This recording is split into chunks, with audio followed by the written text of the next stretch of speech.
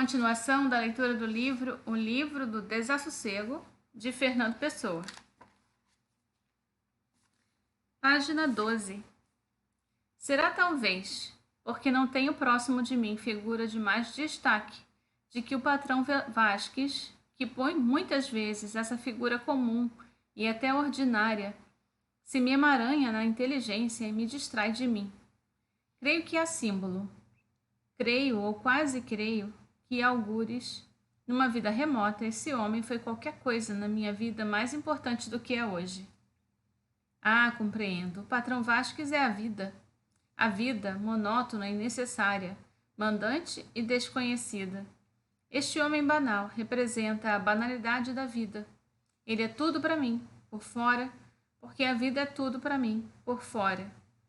E se o escritório da Rua dos Douradores representa para mim a vida, este meu segundo andar, onde moro, na mesma Rua dos Douradores, representa para mim a arte. Sim, a arte, que mora na mesma rua que a vida, porém num lugar diferente. A arte que alivia da vida sem aliviar de viver, que é tão monótona como a mesma vida, mas só em um lugar diferente. Sim, esta Rua dos Douradores compreende para mim todo o sentido das coisas, a solução de todos os enigmas, salvo o existirem enigmas, que é o que não pode ter solução. E assim sou, fútil e sensível, capaz de impulsos violentos e absorventes, maus e bons, nobres e vis, mas nunca de um sentimento que subsista, nunca de uma emoção que continue e entre para a substância da alma. Tudo em mim é a tendência para ser a seguir outra coisa, uma impaciência da alma consigo mesma. Como uma criança inoportuna, um desassossego sempre crescente e sempre igual. Tudo me interessa e nada me prende. Atendo a tudo sonhando sempre. Fixo os mínimos gestos faciais de com que falo. Recolho as entoações milimétricas dos seus dizeres expressos. Mas ao ouvi-los, não o escuto. Estou pensando noutra coisa. E o que menos colhi da conversa foi a noção do que nela se disse, da minha parte ou da parte com quem falei. Assim, muitas vezes eu repito a alguém o que já lhe repeti. Pergunto-lhe de novo aquilo que ele já me respondeu. Mas eu posso descrever em 4 palavras fotográficas o rosto muscular com que ele disse o que não me lembra. Ou a inclinação de ouvir com os olhos com que recebeu a narrativa que não me recordara ter feito. Sou 2, e ambos têm a distância, irmãos siameses que não estão pegados. Litânia. Nós nunca nos realizamos. Somos 2 abismos, um poço fitando o céu. Invejo, mas não sei se invejo, aqueles de quem se pode escrever uma biografia, ou que podem escrever a própria. Nestas impressões sem nexo, nem desejo de nexo, eu narro indiferentemente a minha autobiografia sem fatos, a minha história sem vida. São as minhas confissões, e se nelas nada digo, é que nada tenho que dizer. Que há de alguém confessar que valha ou que sirva? O que nos sucedeu, ou sucedeu a toda a gente, ou só a nós, num caso não é novidade, e no outro não é de compreender. Se escrevo o que sinto, é porque assim diminuo a febre de sentir. O que confesso não tem importância, pois nada tem importância. Faço paisagens com o que sinto, faço férias de sensações. Compreendo bem as bordadoras por mágoas e que fazem meia porque há vida. A minha tia velha fazia paciência durante o infinito do serão. Estas confissões de sentir são paciências minhas. Não as interpreto como quem usasse cartas para saber o destino. Uma variante deste trecho é um abismo indo por um abismo, em que nunca mais claro o eco do Salmo 41, 42, 8 em uma sua versão latina, neste passo do livro. Abyssis, abissimus invocar, invote caractarium tuarium, omnia excelsa tua, e fluctus tui super me transerunt. Um abismo invoca um abismo. Na voz das tuas cataratas, todas as tuas elevações e tuas ondas passaram sobre mim. Nas paciências, as cartas não têm propriamente valia. Desenrolo-me como uma meada multicolor, ou faço comigo figuras de cordel, como as que se tecem nas mãos espetadas e se passam de umas crianças para as outras. Trato só de que o polegar não falhe o laço que lhe compete. Depois viro a mão e a imagem fica diferente, e recomeço. Viver é fazer meia com a intenção dos outros, mas ao fazê-la o pensamento é livre. E todos os príncipes encantados podem passear nos seus parques entre mergulho e mergulho da agulha de marfim com o bico reverso. Crochê das coisas. Intervalo. Nada. De resto, com que posso contar comigo? Uma acuidade horrível das sensações e a compreensão profunda de estar sentindo. Uma inteligência aguda para me destruir e um poder de sonho sôfrego de me entreter. Uma vontade morta e uma reflexão que a embala, como a um filho vivo. Sim, crochê. A miséria da minha condição não é estorvada por estas palavras conjugadas, com que formo, pouco a pouco, o meu livro casual e meditado.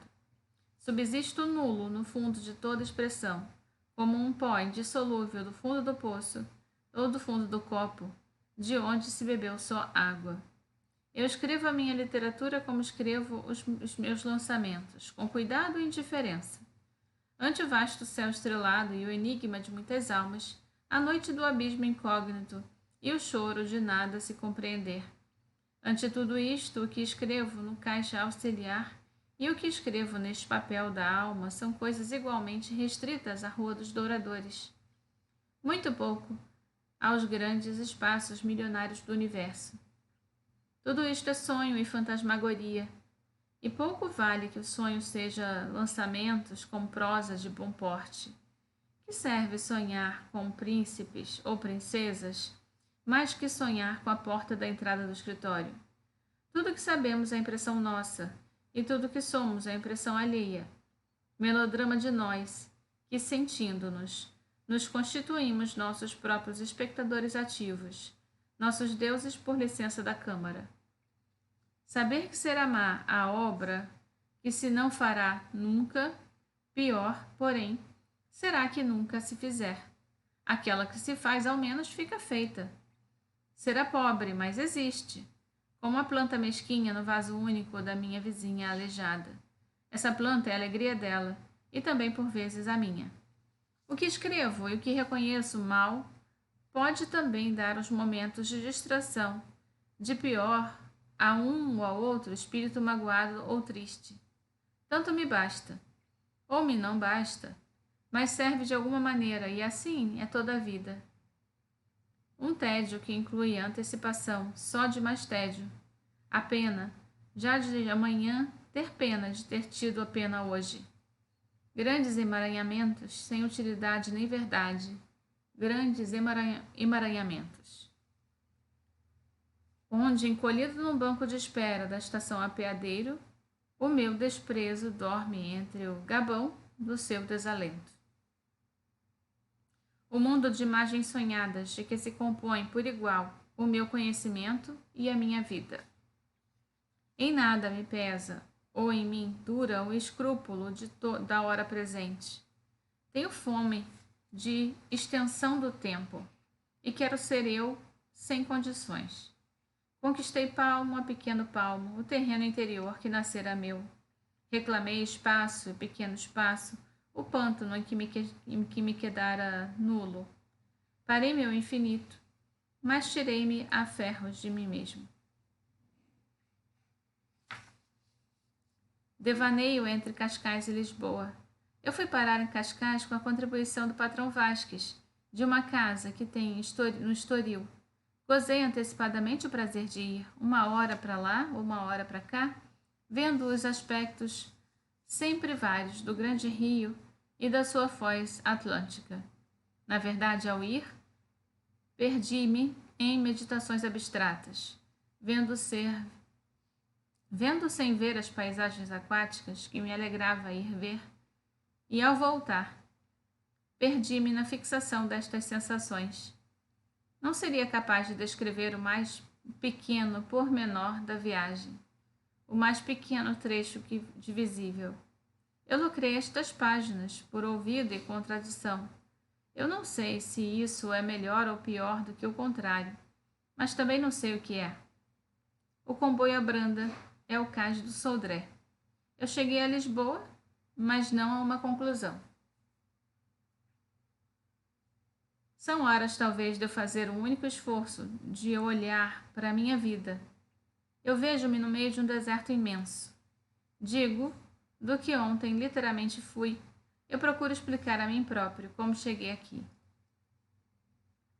Eu encaro serenamente, sem mais nada, o que na alma represente um sorriso, o fechar-se-me sempre a vida nesta Rua dos Douradores, neste escritório, nesta atmosfera dessa gente. Ter o que me dê para comer e beber e onde habite, e o pouco espaço livre do tempo para sonhar. Escrever, dormir. Que mais posso eu pedir aos deuses ou esperar do destino? Eu tive grandes ambições e sonhos dilatados, mas esses também os teve o moço dos frete, a costureira. Porque sonhos tem toda a gente. O que nos diferença é a força de conseguir ou o destino de se conseguir conosco. Em sonhos sou igual ao moço dos fretes ou à costureira. Só me distingue deles o saber escrever. Sim, é um ato, uma realidade minha que me diferença deles. Na alma, sou seu igual. Bem sei lá nas Ilhas do Sul e grandes paixões cosmopolitas. E se eu tivesse o mundo na mão, trocava-o, estou certo, por um bilhete para a Rua dos Douradores. Talvez o meu destino seja eternamente ser guarda-livros e a poesia ou a literatura uma borboleta que, pousando-me na cabeça, me torne tanto mais ridículo quanto maior for a sua própria beleza. Eu terei saudades do Moreira? Mas o que são saudades perante as grandes ascensões? Eu sei bem que o dia em que for guarda-livros da Casa Vasques e Companhia será um dos grandes dias da minha vida. Sei-o com uma antecipação amarga e irônica, mas sei-o com a vantagem intelectual da certeza.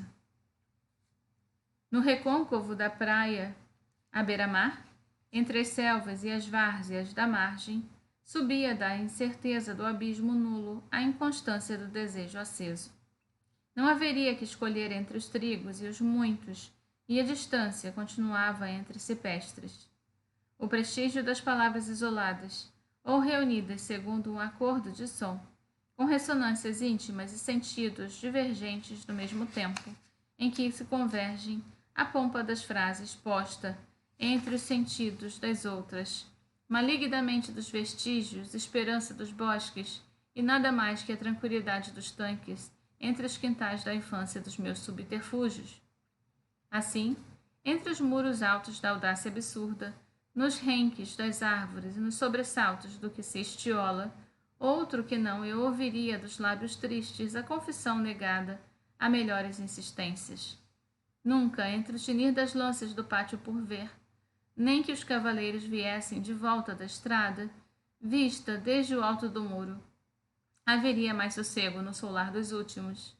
Nem me lembraria outro nome, do outro lado de cada estrada, senão o que encantava da noite, como das mouras, a criança que morreu depois, da vida e da maravilha. Leves entre os sulcos que havia na erva, porque os passos abriam nadas entre o vergor agitado. As passagens dos últimos perdidos soavam arrastadamente, como reminiscências do vindouro. Eram velhos os que haveriam de vir, e só novos os que não viriam nunca. Os tambores rolaram à beira da estrada e os clarins pendiam nulos nas mãos laças, que os deixariam se ainda tivessem força para deixar qualquer coisa. Mas, de novo, Na consequência do prestígio, soavam altos dos auridos, alaridos findos, e os cães tergiversavam nas aleias vistas. Tudo era absurdo como um luto, e as princesas dos sonhos dos outros passeavam sem claustros, indefinidamente. Várias vezes, no decurso da minha vida opressa por circunstâncias, me tem sucedido, quando quero libertar-me de qualquer grupo delas, ver-me subitamente cercado por outras da mesma ordem, como se houvessem definidamente uma inimizade contra mim na certa das coisas. Arranco do pescoço uma mão que me sufoca. Vejo que na mão com que essa arranquei, me veio preso um laço que me caiu no pescoço como um gesto de libertação. Afasto com cuidado o laço, e é com as próprias mãos que me quase estrangulo. A minha imagem, tal qual eu via nos espelhos, anda sempre ao colo da minha alma. Eu não podia ser senão curvo e débil como sou, mesmo nos meus pensamentos. Tudo em mim é de um príncipe de cromo colado no álbum velho de uma criancinha que morreu sempre há muito tempo. Amar-me é ter pena de mim. Um dia, lá para o fim do futuro, alguém escreverá sobre mim um poema e talvez só então eu comece a reinar no meu reino. Deus é o existirmos e isto não ter tudo. Bem, termino por aqui. Sigo no próximo vídeo. Tchau, tchau.